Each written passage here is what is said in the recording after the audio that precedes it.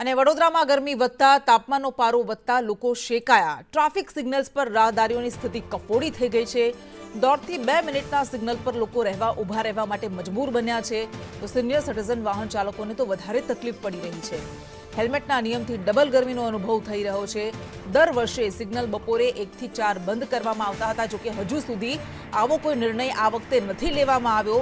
40 degree તાપમાન છે, છતાં પણ સિગ્નલ બંધ કરવામાં નથી આવ્યા। શહેરમાં ગરમીનો પારો હાલ 40 ડિગ્રીએ પહોંચી રહ્યો છે અને તેની વચ્ચે જે અકોટા દાંડિયા બજાર જે બ્રિજ 4 રસ્તા છે કે જ્યાં સૌથી વધુ એટલે કે 2-2 મિનિટ સુધીના અહીંયા ટ્રાફિક સિગ્નલો હોય છે અને તેના કારણે લોકોને અહીંયા શેકાવાનો અહીંયા વારો આવે છે। જોકે હાલ અહીંયા ગરમી ખૂબ જ છે, તેના કારણે લોકો બુકાની અહીંયા બાંધીને આવતા હોય છે। ગરમીનો પારો વધતા લોકોને પરેશાન છે।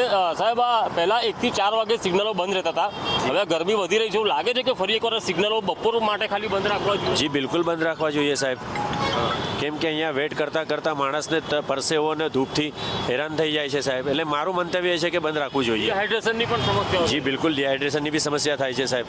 સાહેબ, તમે સિનિયર સિટીઝન છો, ગરમી આટલી છે ને સિગ્નલ એટલા મોટા અહીંયા રાખ્યા છે વધુ મિનિટના, કેટલી તકલીફ પડે છે? ગરમીમાં હેરાન થઈ જવાય।